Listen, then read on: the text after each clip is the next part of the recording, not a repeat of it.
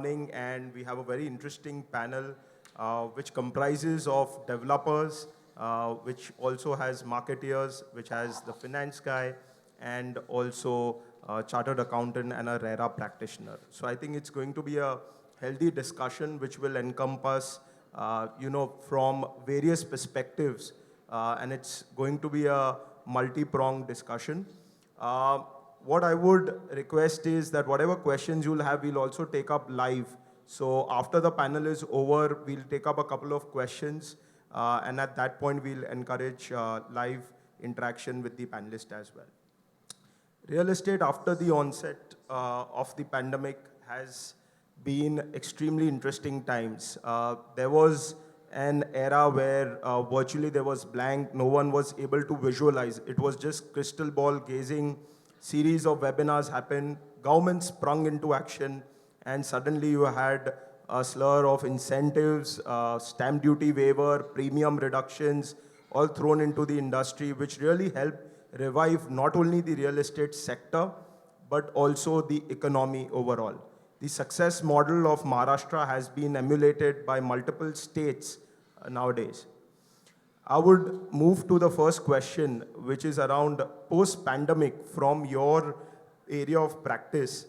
What are the two, three trends or what are the two, three observations that you've had? So as a developer, Rushabh, what do you think are the trends you are seeing in this post-pandemic era?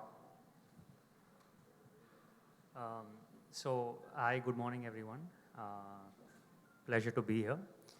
Some of the trends I feel that have sort of changed post-pandemic, one is this whole concept of work from home, which was literally non-existent, I feel, before. Because of COVID, everyone was literally forced into it. A few years ago, I don't think anyone would have thought that work from home could be so effectively implemented. But because everyone as a whole was forced into it, it just became the de facto. Literally, if you see the whole country for a good 6 to 8 months was working from home. Everyone's lives changed completely. So in essence, if you think about it, something which was very difficult to imagine a few years ago has actually come to be a reality. In fact, to the extent that some companies have gone and said, okay, work from home can be permanent for all our employees. So this is one of the big things, I think, a big change that has sort of come about to be, which has become a reality. How much it goes back to the normal routine is difficult to say, but this is one part of it which I feel has changed our lives forever. Thanks. Very interesting insight. Work from home, work near home, phygital era, and finally even companies coming back to office. So I think we've seen a whole cycle over there. Ashokji, you run a listed company. What are the trends that you've observed? Residential sales have really picked up, but besides that, overall, from a developer perspective, what is the trend that you've witnessed in these last 24 months? Well, the affordability of buying a home has changed and come down to the largest extent in the decade and the life of Mumbai. And what we witnessed was that though there was job cuts in the earlier days of COVID, though there were salary cuts, no increments, still the home buying decisions were taken more faster. People who were into adjustment of accommodation and living into joint families found it out that chota sa bhi ghar ho, but let's buy it out, we'll require it. And this is where we found out that affordable housing across all the MMR region got on the top charts, and today it lies after Hyderabad, the second line. And what supported was by the government, the housing home loan rate interest going to these levels where they could, where an individual can buy out a house very easily. So trending ahead, housing undoubtedly, when we talk about housing for all, I don't see that, though the agenda is 2022, but it completes in 2030, is it only that after 2030 there would be no requirement of housing? So the answer is no, because the migration is happening. So in two-tier cities or even in the middle income and upper middle income group, people are going for second homes, small homes. So there would be a factor where against the total population or the families living apart the below the poverty line, the housing requirement would be not one per family, but it would be 1.5. So I'm going to move to Amit, around this. Finance has been the lifeblood of real estate industry. Finance was definitely one of the biggest issue, especially after the entire NBFC crisis, and more so real estate was deprived of funds which really were needed. What has been your sense around the funding trends which are emerging? What kind of projects are getting money? And as a lender, what is it really the trend that you are looking in future? Given that all these premium benefits are surely resulting in a lot of launches, but they're gonna need finance on an immediate base. So, what's your take on that? Thanks so much, Harshul. I think it's almost inundating to be in the presence of such august co-panelists. And I think we're in one of the most exciting times of our lives. I think since 2008 Lehman crisis, I think 2021, I think has been a game changer and will be a game changer for the next decade, I think, for real estate, both from a demand as well as supply perspective, including the flow of money. Harshul, let me share with you that India has been the highest recipient of FDI, even above China this quarter, topping $40 billion. Usually Indian real estate and Indian economy got less than 10% of the Asian allocation. For the first time, we're seeing a lot of money actually walk into India. So we're flooded with capital. There is so much liquidity splurging in the market that it is there for the asking, but of course in the hands of the right recipient. And I think that's very important. It's an underlined word. I think so, if you look at it, the growth of, let's say, just the realty stocks, and you've seen the way realty stocks have obviously doubled in the last 12 months, which obviously shows the amount of liquidity that has gone into going after real estate as an asset class. So from being a not such a good industry, it is now becoming the darling of the markets, purely from a capital perspective. So, I'm getting calls every week from foreign investors, from domestic institutions saying, what can we do? How can we invest? What are the opportunities for us? How can we write the first check in the country? People who are not even there in real estate, people who are not even considering, the likes of Bain Capital. I mean, Bain is a private equity player. They've got into real estate. I mean, so it's just amazing the kind of liquidity that is flowing from classical PE/VC funds globally, from family offices, from HNIs, from people who've actually made huge amount of profits on capital markets, people who are sitting on cash, and of course, maybe with the Fed tapering on the bond purchase, maybe there will be some withdrawal of liquidity because if yields go up, there may be some withdrawal, but it's not really a big concern for India. So today, I think that the liquidity supply is pretty high. Especially from private capital. So banks will still have their challenges. They're still going through NPA cleanups. They still have legacy issues to go after. Many of them are still coming out of their RBI monitoring cycles. But purely from a private capital, NBFCs are getting more money. They're starting up. Private equity is coming in a large way. We are finding a lot of capital in the funds. So one, supply is not a problem of money. Second, in terms of the recipient, of course, as I said, has to go to the right hand. So anybody with a demonstrated track record of handling institutional capital, of having the governance standards, of having deep organization structures, having the right products, having good brand equity. I mean, those are the key underlying themes for any investor. I mean, they're not going to punt with their money anymore, but they're certainly willing to put capital behind the right players. And I think money is available for everything. We ourselves are going after redevelopment, special situations, stressed assets, greenfield, brownfield development. So I think there's liquidity across the board. So I am very excited about the current state of things. You've seen the way money is coming to REITs. I mean, in the lockdown, we saw one of the largest billion-dollar REITs getting listed and absorbed, more than 5x of the subscription value. That trend is only likely to continue and accelerate. In fact, we're talking to one of the largest insurance companies yesterday and say, bring us more REITs, bring us more commercial assets.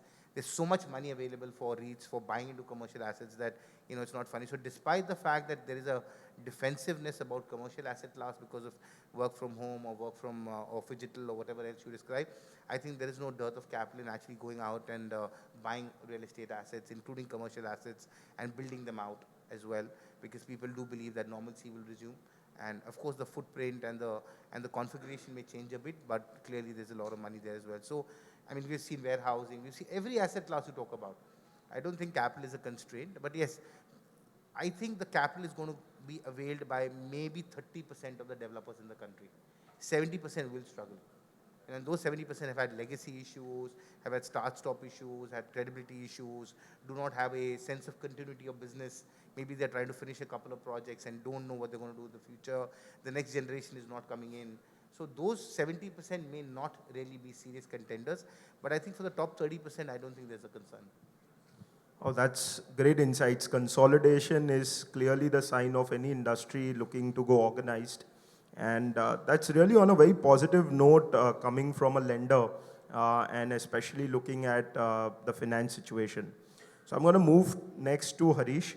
Harish, sales has been the most critical arm of real estate, and more so in this pandemic where developers consciously chose to cut out debt, get into more of equity form of capital, which is in the form of sales. And you've been at the center of this action, interacting with consumers, interacting with your teams, working with so many developers. So what has been your insight, and how do you see the entire sales arm changing from a developer's perspective as well in the coming times? Thank you, Harshul. Good morning, everyone. It's a great pleasure to be here, especially after the pandemic. I've now been doing this real estate sales and marketing for the last 7 years in different avatars. First of all, I must really congratulate the real estate developers as a body for their resilience. I've studied many industries over my 20-year career, and I haven't seen this kind of resilience where maybe the developer is out and yet he or she believes that they can come back into the game. And I think we are beginning to see results of that in the way the project launches are happening. However, if I were to step back before I go on to what consumers feel or what the distribution networks feel, one characteristic of this industry, because of this resilience, developers, despite facing all possible challenges, I think if we see from 2012 to 2021, there is nothing which has not happened in this industry from all possible shocks. One thing what I have observed is, when someone feels ill or when someone feels down, the first thing you go to a doctor. In this case, I see that yes, developers also go to various doctors, but all they say is give us the medicine. There is no conversation on what is ailing. And what I have seen, the various experts, the various doctors, they also are in a big rush to give the medicine. But medicine किस चीज का दे रहे? Sir दर्द का दे रहे, पेट दर्द का दे रहे, या standard crocin दे रहे, irrespective of what is the problem. So, sales हो रहा है या नहीं हो रहा है. I think if we look at, today we have Bollywood guest also. Everyone in this industry wants to make a masala movie. We all know that Bollywood maybe there are only 1 or 2 or 4 masala movies which become successful, but there are so many success formula. So when I see a redevelopment developer with 1 lakh square feet to sell versus, let's say, a project which is 10 acres, everyone is just in a rush to sell rather than, looking at what their own criteria is, what their own requirement is, what is the equity position of the developer. Because customers will definitely come, like someone mentioned, there is roti, kapda or makan. But if the industry can look at, level 2, level 3, level 4, I think this industry will be in great shape over the years to come. Very true. Over to you, Ramesh ji. How would you describe this era post-RERA? You've been a RERA practitioner. You've written a book on RERA from different stakeholders' perspective. You've interacted closely with all stakeholders, whether it's the residents of stalled housing projects or whether it is consumers who are ailing from delayed projects, waiting for orders, and also with developers who also have genuine issues which are beyond their control in terms of execution of projects. So what do you think has been the consumer confidence level in the industry after the onset of RERA? I think MahaRERA clearly took the lead. It's been about 3-4 years since RERA is into existence here.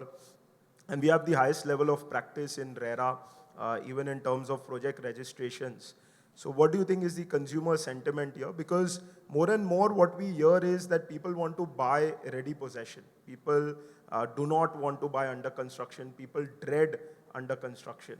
So what do you think is the reality around that, and how effective has been RERA in ensuring this confidence getting instilled? Yeah. Thank you, Harshal. Let me tell you, post RERA, it has started building the confidence of the consumers. Now, the most, the drawback of the entire real estate sector was the transparency. Now, as the RERA has started coming in, as Gautam Chatterjee, the first RERA chairman, made it a point that let the developers get into the clutches of RERA, let them get enrolled.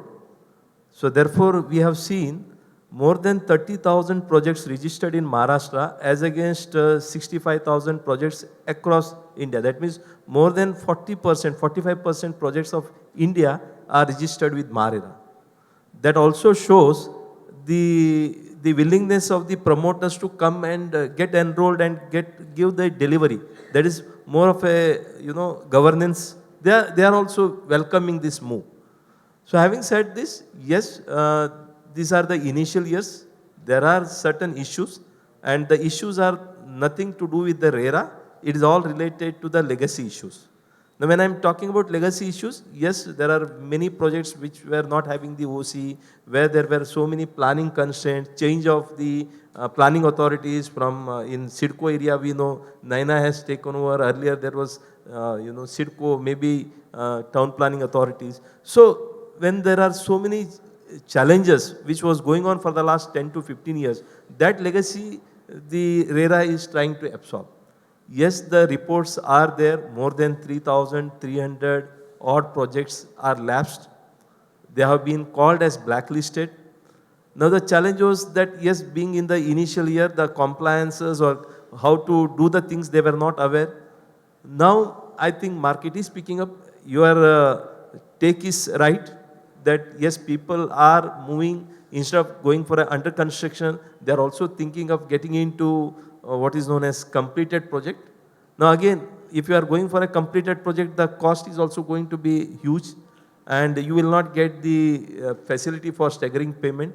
But now with the new chairman of RERA, Ajay Mehta, as far as Maharashtra is concerned, yes, he has been taking a lot of proactive steps, lot of compliances he is trying to bring in. Whereas first chairman tried to get the people enrolled, especially the developers. Now the second chairman is always looking at bringing a lot of compliances, lot of discipline. Now earlier with one plinth CC, you could get the project registered up to 40 story, 50 story, and you can start selling up to 50 story also, without having any commencement certificate, without having proper approval. What you had approval was only at the plinth construction. Now the new chairman says, yes, as you get the commencement certificate, those need to be disclosed to the consumers, and if the consumer is satisfied, even without the commencement certificate, he wants to book in the 50th floor, 60th floor, let him book. So the more and more informed decision he is trying to give. And secondly, yes, Maharashtra has been, as you rightly pointed out, has been in the pioneer, and we have appellate tribunal. Lot of decisions have been, decided by the appellate tribunal. Then the matters have gone to the High Court and as well as Supreme Court.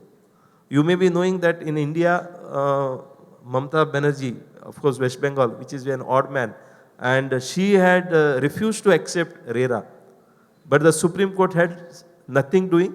There is the Act of Parliament, and whatever she had made her own law, it was set aside by the Supreme Court. And again, Supreme Court has passed n number of judgments, even to say that the RERAs across India need to establish the authorities, appellate tribunal within 3 months. These are the various landmark judgments which have been given by the Supreme Court.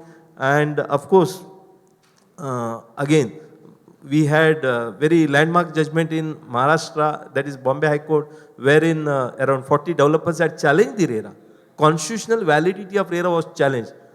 Believe me, within 15 days of hearing, the Honorable High Court, at the instance of the Supreme Court, could pass a judgment, or rather give a delivery judgment, which is called as a landmark judgment, where every sections of RERA was constitutionally upheld, and that is where, you know, the confidence level of the consumers have gone up.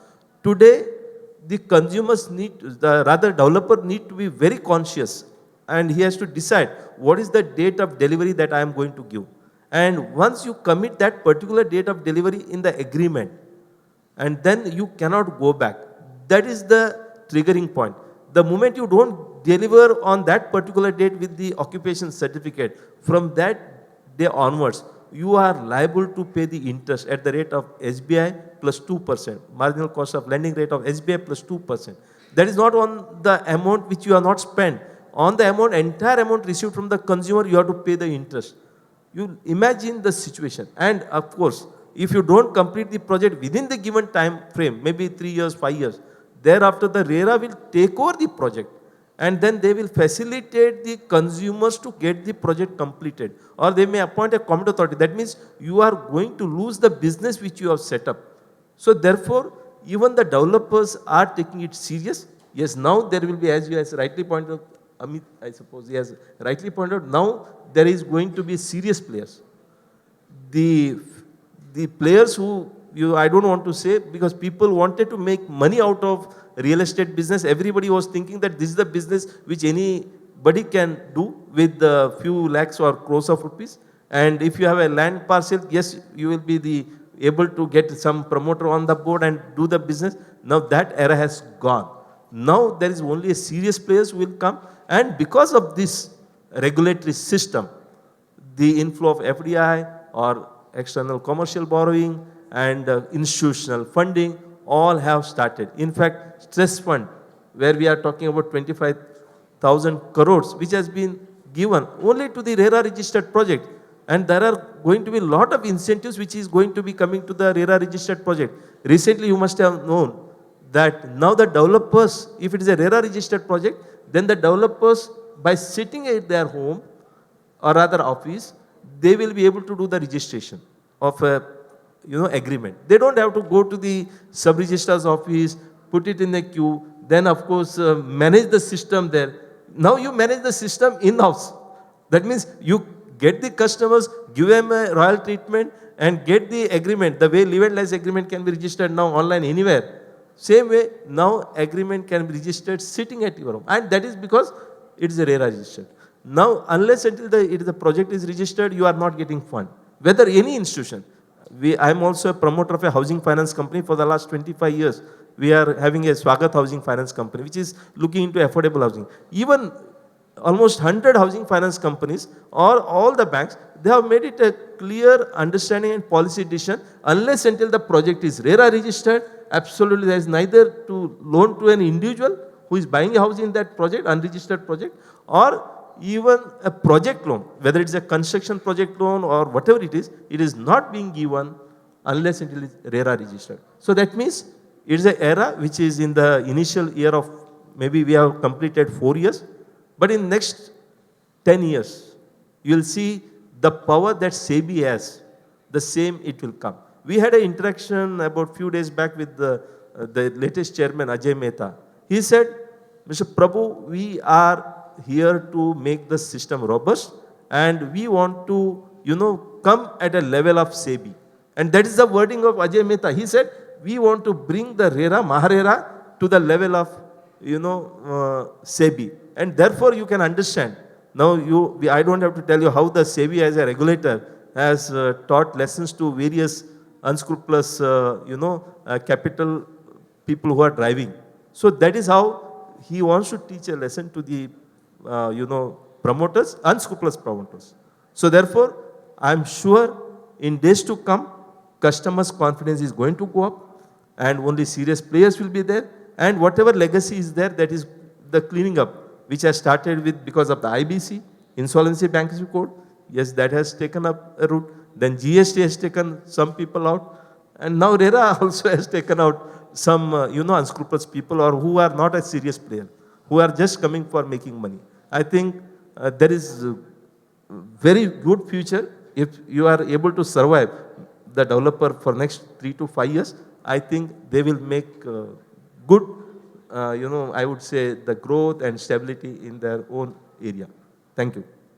I think very interesting point over there. So first RERA came, GST came, NCLT, IBC, NBFC crisis. So, we started with double whammy, triple whammy. Now we stopped counting all of those. But yeah, clearly speculators and traders are out of the market. It's only executors which are remaining. And the goalpost is pretty clear with RERA now that delivery date is fixed and by hook or crook that needs to be delivered. Although a little unfair on the developer from the perspective that the approving authorities are not under the ambit. So at times, flamingo issue comes up, a developer cannot do work, solid waste management issues come up, developers can't do work. So, all those issues, but it's a very welcoming act, 100%. And like any other act, I'm sure this will evolve to expand its ambit and take new things in its array. I think moving on to another interesting topic, which is impact of technology in real estate. I think real estate was one of the least impacted with technology for decades. We operated without any major thrust of technology in the sector. And come pandemic and the entire game has changed. So a lot of buzzwords started kicking into real estate. Digitalization of real estate became a thing. So from a developer perspective, what are one or two digital practices that you have successfully included and which you would strongly advise all the viewers and all the listeners to also include in their business, which would really help ease out the traditional way of working and increase productivity? So over to you, Rishabh, and then Ashokji for your inputs. Sure. Thanks, Harshul. So, I mean, technology has changed the way all of us live, and it's moving at a pace that we have not seen before in history, I feel. So, the sooner we are able to adapt to it and the sooner we are able to accept the reality of it, it's probably the better for us.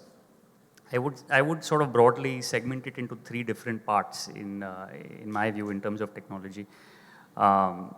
Not so much how much it's impacted us, but in terms of, there's these various different apps, like for example, for society management.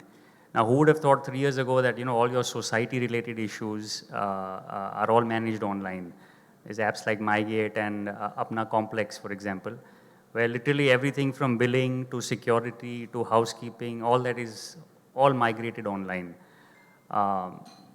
In terms of sales, there's these big apps like PropShare and Square Yards, where literally all your, property sales are happening online, which a few years ago was unimaginable. I mean, who would have thought you would have had a virtual tour sitting in Bombay, you could invest in a property in Bangalore, where you could see the entire plethora of, from images to videos, everything, and then just book it online. And the third broader segment is, these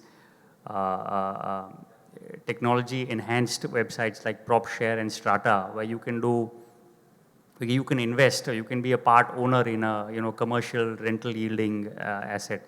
So I mean, these are just the broad examples of how technology is completely transformed. Like you said, in real estate technology, it was the sort of least involving segment in terms of technology, real estate per se. But over the years, that's changed dramatically. And I think over a period of time, more and more innovation is going to happen. From a developer's point of view, I feel in terms of, with the regulations, with RERA, how we can sort of coincide that and put our best effort in terms of sales forward. Let's say a customer buys a flat from us, keeping him updated, be it WhatsApp or be it a small app or be it an outsourced app in terms of the progress, in terms of demand letters, in terms of payments, how you can make that entire buying experience for the customer as user-friendly using technology. I think it goes a long way in terms of customer service, in terms of your responsibility, because end of the day, someone is putting their hard-earned money into buying a home. And as a developer, if you can make that seamless for him, comfortable for him, then I think you've done your job as a developer. That's it from my end. I'll give it to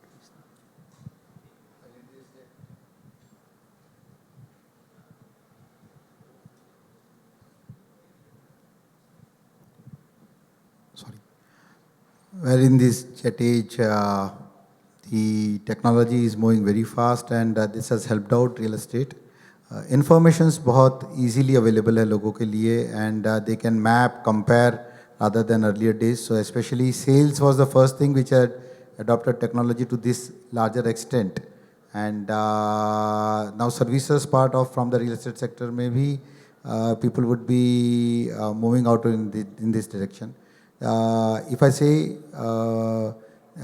from the sector perspective, yet 90% of more technological adoption is yet balanced, other than the sales and information which is all around. So now it has become that it's the last door to get into after getting all the information from all the sources is the only relying on technology, and digitalization has happened out largely when mass scales are happening.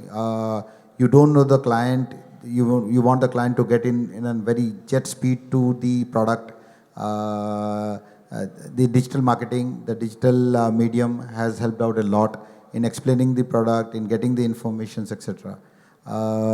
We will see it out that in the coming days, the sector would even get that engineering also to a larger extent in the tech form, where it would be easy to analyze and control of the projects. So it's a jet age.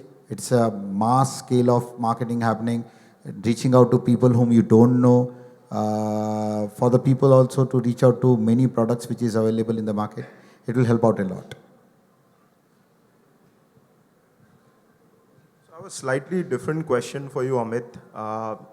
We've seen the emergence of self-redevelopment in the real estate sector. And while there's been a lot of talk around it, there's a lot of euphoria, but the on-ground action doesn't seem to be happening, especially from finance perspective. And I've known personally that you've had one or two successful case studies around self-redevelopment. So what is this particular code that you've cracked, and what are your thoughts around self-redevelopment and its near future, especially given that Mumbai has exhausted virtually all the lands that are there. Only redevelopment is the only possibility. And the bigger developers of the world are not able to execute the smaller projects. And the developers executing the smaller projects are really not continuing in the same velocity. So self-redevelopment becomes possibly the only alternative. But however, it isn't working presently in the pace at which it was envisaged when it came as a concept. So what are your thoughts around self-redevelopment, Amit? A very interesting question, Harshul, and I think you rightly hit the nail on the head when saying that Mumbai is a redevelopment city. 70% of the stock needs to come from redevelopment. We've seen a lot of push on 3310 SRA development, and I think that really set the tone for redevelopment. Then 337 and 339, which again got accelerated in cluster redevelopment and CES building redevelopment. I think so. If you look at the entire code set up by the government under the DCR, they've actually created huge incentives for these three type of developments, whether it's MHADA, whether it's SRA, or whether it's cluster or old building development. Unfortunately, there is no great incentive built for self-redevelopment otherwise. So obviously that is one limitation factor. While the code exists and there's promotion saying it's possible to do it, please go ahead and do it, we'll support you. But I think to that extent, it's only it's only a plaque on the wall. It's not so much so an implementation that you would need from the government that it can actually be accelerated, because clearly you don't get additional FSI in self-redevelopment. You'll get the same FSI as any other project. You don't get reduction in premiums. You don't get any other incentives.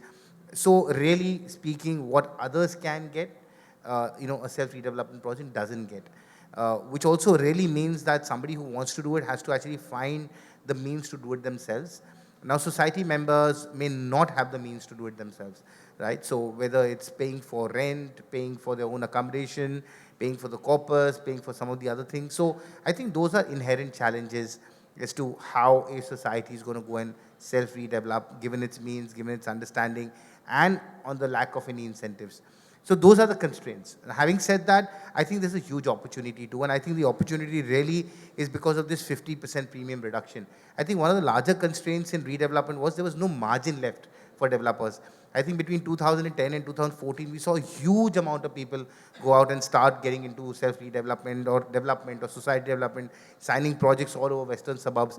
And when the premium started to come in, post 14, 15, which was marked to Ready Reckoner and everything became premium based after the new DCR, that became a very huge limitation for people to actually go out and start doing redevelopment because the premium cost was just too high.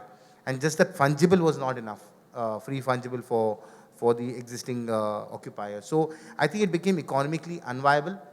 I know in the areas, for example, you're doing in Matunga, you're doing in Santa Cruz, the actual cost of development was more than the revenue that they could earn from the free sale component.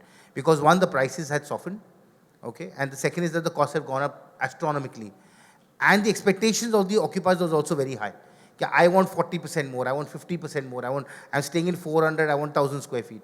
So I think there was a lot of misalignment of interest and commonality of commonality of objectives. I think that has changed dramatically first after pandemic because a lot of things changed. First is I think people started to realize that घर जो है वो भी मिल गया तो I'm very happy. Maybe a little more. Okay, so I'm not now trying to squeeze the developer, give me 2x or 2.5x or 3x of the area I own, give me so much rent, so much compensation. So I think there's a lot of rationality amongst the occupiers. I think that was the first point. The second, of course, is this whole rationalization of premium. And I hope it gets extended beyond December. Because if it doesn't, then again, there will be a spoke in the wheel on that side. So whoever actually crosses the finishing line by December of this year will still go under that. Those who don't will again still get caught with the higher premiums, and that again will become a challenge. So I think those constraints apart. So we are very happy because I think it creates a very cohesive environment between the stakeholders. So there is a DM or a PMC, which is like a developer with good amount of background. There's a society and their members who are not warring with each other. Now, for the first time, the tenants or the society members are actually joining hands with a PMC or a DM saying, let's make it together. Otherwise, there was a constant war. And that really disrupted things, over and over again, people going to court against each other and other issues. So I think that cohesiveness, I think, is one of the strongest bonds which excites us. The fact that they're willing to give up their homes, they're willing to give up their lands, mortgage it, allow the development to happen, accelerate it, be rational about the price, saying, "Theek hai, whatever the market price, sell it." Because we want to come back fast. We're not working for profits. We're working for actually entering into a new house, which today we're seeing videos of how dangerous and dilapidated Mumbai buildings have become. And I think that's something which has hit people post-COVID. We cannot stay in this environment anymore. We need a solid home for ourselves, for our children, for our grandchildren to work, play, and live out of, because now it's become the home which affords all these three things. It's not just residence, it's workplace, it's entertainment place, it's social place.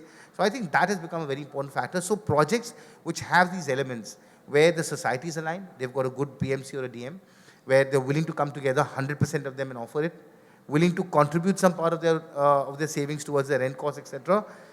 I think there is no dearth of opportunity there. And I think that's an opportunity we should not miss. And it's unfortunate that people are not able to see this fact. I think people are using classical models, and they're still stuck 10 years ago in issues that they've seen with redevelopment, issues they've seen erupting between stakeholders, this whole sort of, change of regulations. So I think they're still stuck with the legacy mindset. I think the future is this. If it can be further propagated by the government through these premium discounts, by rationalizing the cost of redevelopment, I think the opportunity is bigger than maybe an SRA opportunity, because people would like to actually go and develop these buildings, then go after large SRA buildings. That's more difficult. So we are very excited. I think I completely agree with you. When this entire scheme of self-redevelopment was envisaged, there were certain benefits which were to come along with it. What happened was the concept stayed, but the benefits never came in, and which actually has made life a little complicated over there. But I'm sure, in the coming times, those benefits which were envisaged, at least those, even if they come in, that'll be a game changer. But it's good to know that, you are being positive about self-redevelopment and you're working actively in this space. Harish,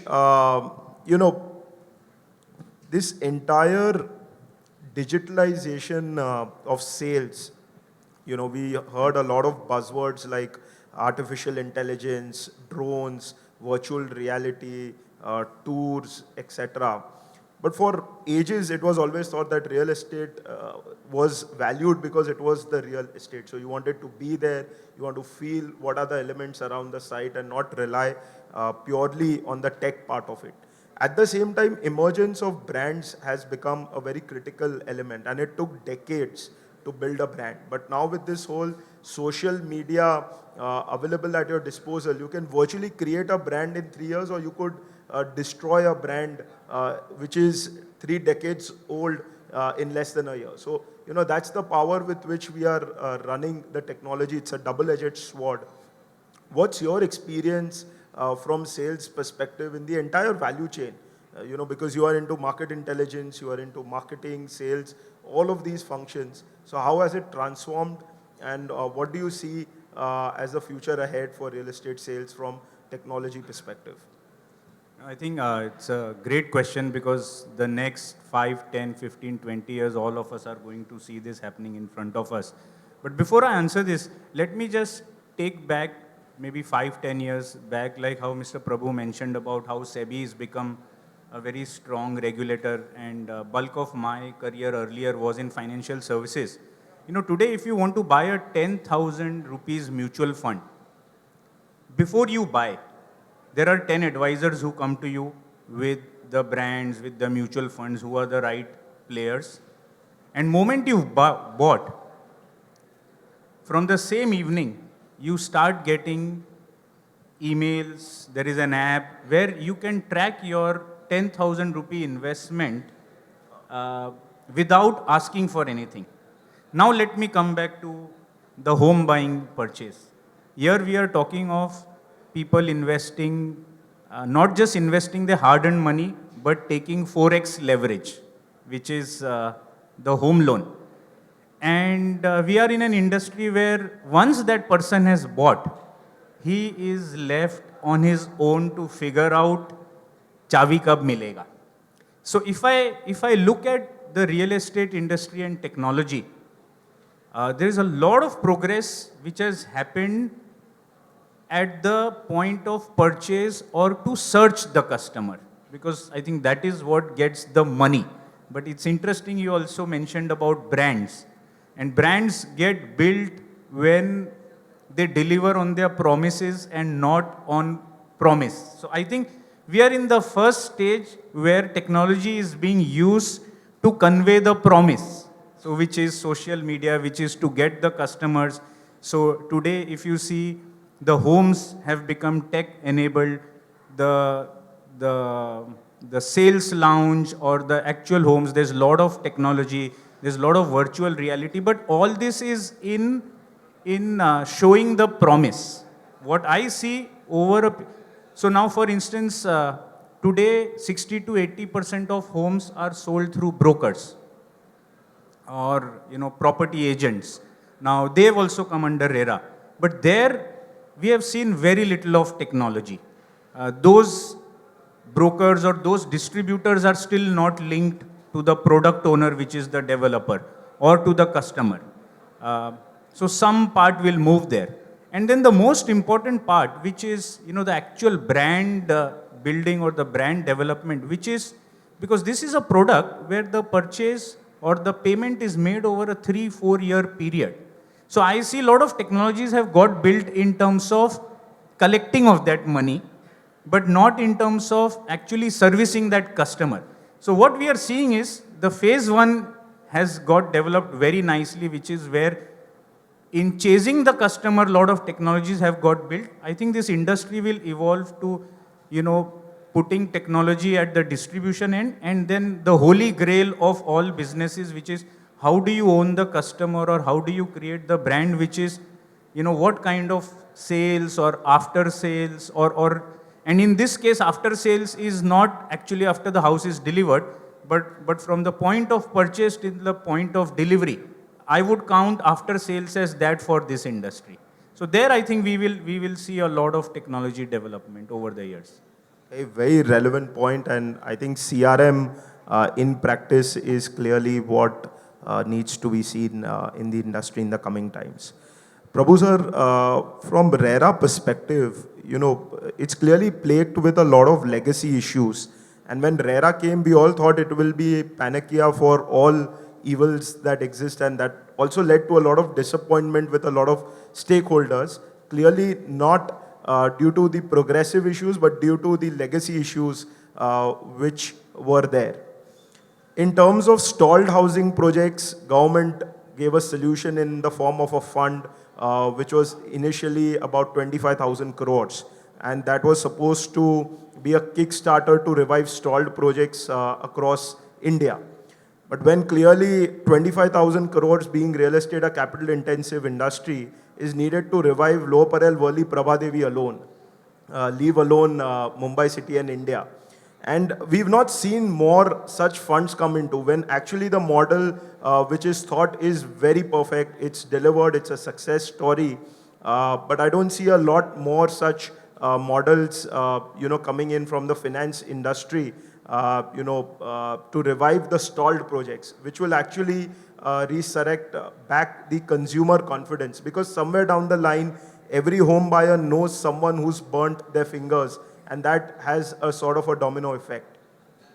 As part of your endeavors and efforts with RERA, what do you think is the solution to these stalled housing projects, and how do we really come out of there so that at least we can move forward with things and not circle back to those legacy issues again and again?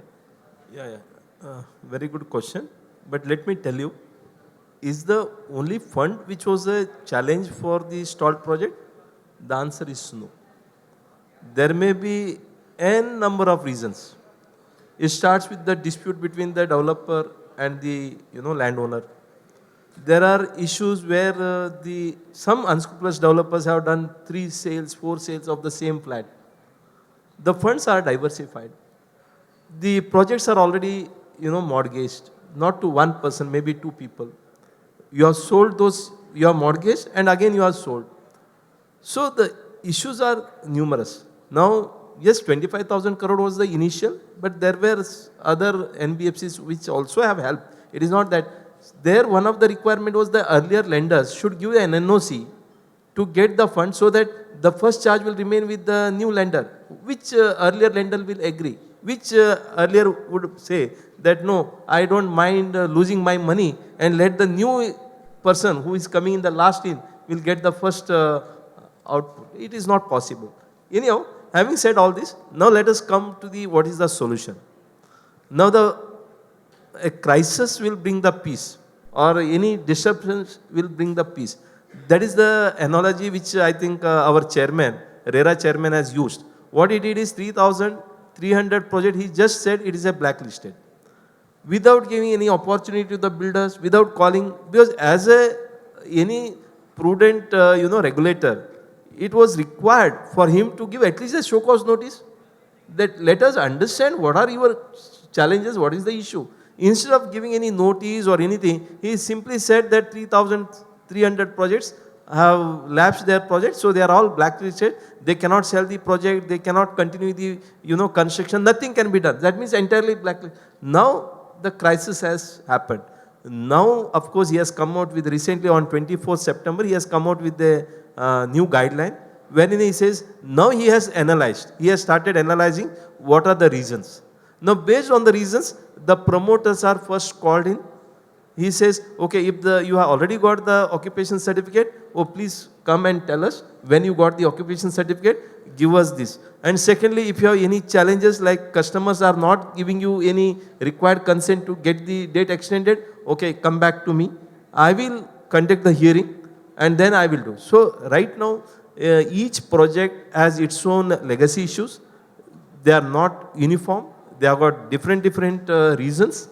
And most importantly, the customers are scattered. They are not coming together. They are already paid more than 60%, 70% amount. Now they are not able to come. I will give you a few examples, because we have set up a committee under the chairman of Subhash Lal, who is an IAS officer and who is retired as a chief secretary of the CM, principal secretary of CM. Under his leadership, we have set up a committee where RERA officials, builders associations representatives are there. Now, the question is how it can be revived. It can be revived only when the customers come together, they understand what the issues are, and then it can be resolved. Now, I'll give you a few examples which will make our life or how the stall project can be revived. Mehul Choksi, all of us are aware. Mehul Choksi did a project of 155 flats at Borivali. In the year 2018, he collected more than 80%, 85% from the consumers. Hardly 55% job was done. And he ran away. And everybody is after him. The ED attached about 54 flats in that project. 2 to 3 crore BMC taxes, the project is stalled. Now, the consumers were not aware what to do. They came to us. I said, okay, how many of you are there? 5 to 7 people. I said, okay, let us form an association. They were reluctant to form an association. They were saying what we can do. Now government is after him. So I said, are you going to allow your crores of rupees investment going drain? Then they could, took about 6 months to convince them. Then we did the modalities. Believe me, 101 allottees who were scattered, we could bring them together under one platform. Then we approached RERA. Believe me, the RERA member before whom this petition was filed by an association to get the projects in their hand, he was also scared.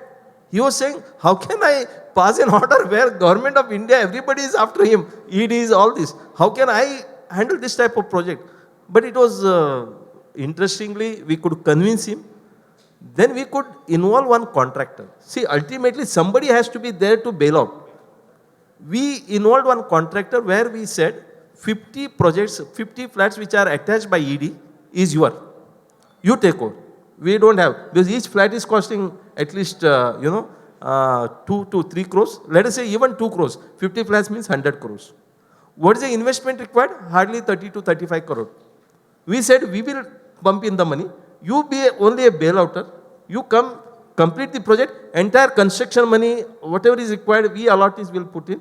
He was intervened in the party. And believe me, we filed a consent term. RERA was very happy. Mia Bibi Raji kya karega kaji, the respondent is not available, but you have got a contractor who will be able to complete the project, we are allowing you.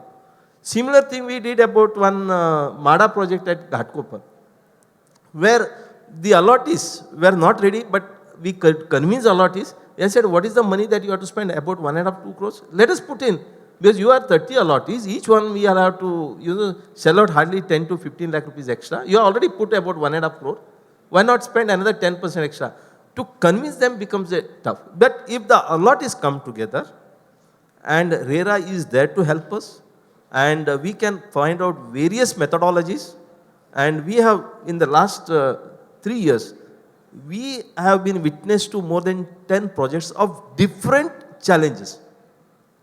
Even SRA, which was stalled for more than 15 years, we could get involved one more contractor.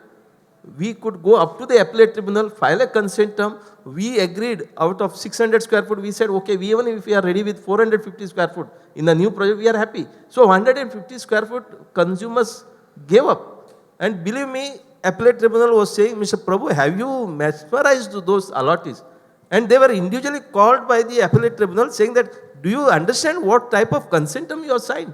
You are giving up 150 square foot. Over and above, you are agreeing to pay 2,000 rupees more than what you have agreed to contribute earlier. They said, sir, आम्हाला कळतोय आम्ही काय sign करतो, आम्हाला काय मिळत नव्हता. आज कमीत कमी प्रभू साहेबांनी आम्हाला असं समजून सांगितलं की तुम्ही या पुढे या करा. तर आम्ही सर्व एकत्र तयार आहेत. आणि what he did is he called all the allottees in the hearing when the consent terms was filed. And he took the identity of the people because he was surprised how an allottee could come to a compromise giving up his 150 square foot and he is ready to pay 2,000 more than what he had already contributed because the situation is such. So it is always all the stakeholders should understand where they are coming from, and if everybody understands and one wants to bail out, I said, you want to punish the developer, let us punish him, but later, not at the time of getting the project. Even today, we have filed one more case. Now, what happens is, as he has rightly pointed out, the rival, because even in the allottees, they are not coming on the same platform. We are now finalizing one. I don't mind telling the name, but let me keep it secret. Around 300 flats. 50 flat owners have formed one association, and another 200 people have formed one housing society. These 50 people are saying it is the builder who is a culprit. Why those 200 people are agreeing to pay more? Because Mr. Prabhu is saying they have agreed to pay around 5 to 7 lakh rupees extra to get the project complete, which is 95% project completed. It's only 5% which requires about, let us say, 10 to 12 crores, which can be contributed by everybody about 5 to 7 lakh rupees. And you will be in with the house. And each flat is at Mulund costing around 1.5 to 2 crores. But those 50 people are not understanding. And there are two associations. Now this rivalry has come to such a situation. These 200 people have contributed, they have started the work, but these two people have gone and challenged the society formation. Because builder is saying, "Aap kar rahe ho na, aap karo." Builder is also understanding this reality. Yes, you do it. But the other 50 people are saying, no, why these 200 people should compromise our right? So they have gone and challenged the society registration, which is now stalled. They have filed an economic offense wing, EOW, cases against, not against the builder, but against those 200 people who are facilitating the completion of the project. So this is where, bringing those people just become difficult. And if you are able to bring all the stakeholders on the same platform, make them realize what is end product for them by selling something extra, that is the only solution. And this can happen case to case basis. There is no standard jacket, and it will never happen standard jacket. That's the only thing I can say. Yeah. I think solution was clearly the buzzword for this conclave, which was themed around regaining real estate business momentum. We got solutions from developers' perspective with inputs from Rishabh and Ashok ji. We got solutions from sales, marketing, and intelligence perspective from Harish ji. And we got solutions from finance perspective from Amit ji. And lastly, there is hope for all those stalled housing projects. Conciliation, win-win approach, and moving forward is the rightful case study which Ramesh Prabhu sir highlighted. On this note, I would conclude the conclave. Given the paucity of time, we won't be able to take the live questions. But however, the panelists would be available in audience. So during the breaks going forward in the discussion, feel free to get hold of them. Thank you. You guys have been a wonderful audience, and it was a pleasure moderating this session. Thank you.